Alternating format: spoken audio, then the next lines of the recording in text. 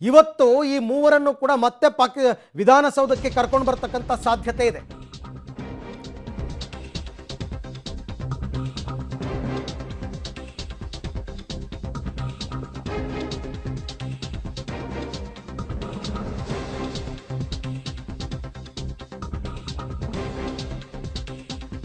ವಿಧಾನಸೌಧದಲ್ಲಿ ಪಾಕ್ ಪರ ಘೋಷಣೆ ಪ್ರಕರಣಕ್ಕೆ ಸಂಬಂಧಪಟ್ಟಂತೆ ಇವತ್ತು ವಿಧಾನಸೌಧಕ್ಕೆ ಪಾಕ್ ಪ್ರೇಮಿಗಳನ್ನು ಕರ್ಕೊಂಡು ಬರ್ತಾ ಇದ್ದಾರೆ. ಯಾರು ಪಾಕ್ ಪ್ರೇಮಿಗಳು? ಈ 3 ಜನ ಯಾರನ್ನ ಅರೆಸ್ಟ್ ಮಾಡಿದಾರೋ ಅವರೇ ಪಾಕ್ ಪ್ರೇಮಿಗಳು. ವಿಧಾನಸೌಧದಲ್ಲಿ ಮಹಜರ್ ಮಾಡ್ತಾರೆ ಪೊಲೀಸರು. ಸಂಜೆಯ ಬಳಿಕ ವಿಧಾನಸೌಧಕ್ಕೆ ಕರೆತರಲಿದ್ದಾರೆ ಪೊಲೀಸರು.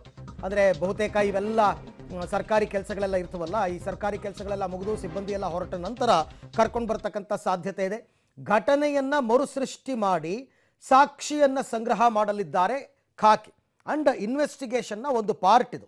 ಸ್ಪಾಟ್ ಮಹಜರ್ ಮಾಡ್ತಕ್ಕಂಥದ್ದು ಇನ್ವೆಸ್ಟಿಗೇಷನ್ನ ಒಂದು ಪಾರ್ಟ್ ಅದು.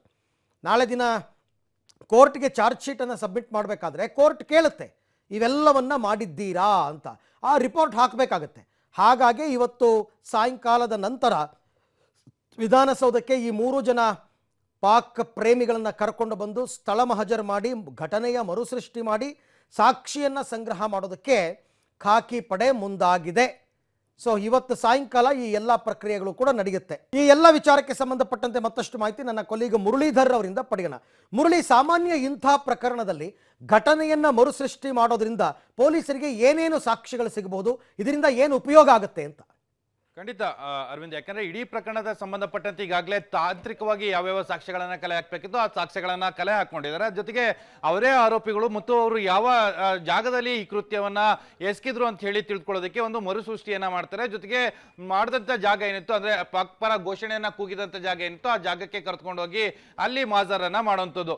ಜೊತೆಗೆ ಈಗಾಗಲೇ CCTV ಫುಟೇಜಸ್ಗಳಲ್ಲೂ ಕೂಡ ಕ್ಯಾಪ್ಚರ್ ಆಗಿದೆ ಅವರ ಚಲನವಲನಗಳು. ಈ ಹಿಂದೆ ಅಂದ್ರೆ ಜಿಂದಾಬಾದ್ ಅಂತ ಕೂಗಿದ ಸಂದರ್ಭದಲ್ಲಿ ಅವರ ಚಲನವಲನಗಳೇನು ಏನು ಅಲ್ಲಿ ಕ್ಯಾಪ್ಚರ್ ಆಗಿತ್ತು, ಅದೇ ರೀತಿಯ ಮತ್ತೊಮ್ಮೆ ಕ್ಯಾಪ್ಚರ್ ಮಾಡಲಿಕ್ಕೆ ಅಂದ್ರೆ ಅದೇ CCTV ಅದು ಒಂದು ಟೆಕ್ನಿಕಲ್ ಎವಿಡೆನ್ಸ್ ಅನ್ನಾಗಿ ಮಾಡ್ಕೊಳ್ಳುವಂಥದ್ದು. ಆ ಹಿನ್ನೆಲೆಯಲ್ಲಿ ಅಲ್ಲಿಗೆ ಕರ್ಕೊಂಡು ಹೋಗ್ತಾರೆ, ಮಾಜರನ್ನ ಮಾಡ್ತಾರೆ, ಘಟನಾ ಸ್ಥಳ ಏನಿತ್ತು ಅಲ್ಲಿ ಮಾಹಿತಿಯನ್ನ ಕಲೆ ಹಾಕುವಂಥದ್ದು. ಜೊತೆಗೆ ಅವ್ರ ಜೊತೆಯಲ್ಲಿ ಯಾರ್ಯಾರು ಇದ್ರು ಅವ್ರನ್ನೆಲ್ಲರನ್ನೂ ಕೂಡ ಸಾಕ್ಷಿಗಳನ್ನಾಗಿ ಪರಿಗಣಿಸೋದು. ಈ 3 ಆರೋಪಿಗಳೇನಿದ್ರು ಆರೋಪಿಗಳ ಬಗ್ಗೆ ಒಂದೊಂದಷ್ಟು ಮಾಹಿತಿಗಳನ್ನ ಕಲೆ ಹಾಕ್ಲಿಕ್ಕೆ ಎಲ್ಲಾ ರೀತಿಯ ವಿಚಾರಗಳನ್ನು ಕೂಡ ತನಿಖೆಯಲ್ಲಿ ಮಾಡುವಂಥದ್ದು. ಅಂದ್ರೆ ಕೆಲವೊಂದು ಟೆಕ್ನಿಕಲ್ ಆಸ್ಪೆಕ್ಟ್ಸ್ ಇದಾವೆ, ಅದನ್ನು ಕೂಡ ಮಾಡಬೇಕಾಗಿರುವಂಥದ್ದು ಪೊಲೀಸ್ ತನಿಖಾಧಿಕಾರಿಗಳು ಅವೆಲ್ಲನ ಮಾಡಿದ ನಂತರ ಮತ್ತೆ ಅವರನ್ನ ವಿಚಾರಣೆಗೊಳಪಡಿಸಬೇಕಾಗತ್ತೆ. ಯಾಕಂದ್ರೆ ಅವರು ಏನು ವಿಧಾನಸೌಧದ ಒಳಗಡೆ ಬಂದಿದ್ದಿರ್ಬೋದು, ಒಳಗಡೆ ಬರೋ ಸಂದರ್ಭದಲ್ಲಿ ಅವರು ನೆಡ್ಕೊಂಡು ಬಂದಿರೋ ರೀತಿ ಅದನ್ನು ಕೂಡ ಮರುಸೃಷ್ಟಿಯನ್ನ ಮಾಡ್ತಾರೆ. ಯಾಕಂದ್ರೆ ಒಂದು ಪಾಸ್ ಅನ್ನು ಕೊಟ್ಟು ಒಳಗಡೆ ಬರ್ತಾ ಇರ್ತಾರೆ, ಅದು CCTV ಫುಟೇಜಸ್ಗಳು ಕ್ಯಾಪ್ಚರ್ ಆಗಿತ್ತು. ಅದಾದ ನಂತರ ಇವರು ಮತ್ತೆ ಅದನ್ನ ಮರುಸೃಷ್ಟಿ ಮಾಡ್ತಾರೆ, ಒಳಗಡೆ ಬರುವಂತದ್ದು ಇರ್ಬೋದು, ಜೊತೆಗೆ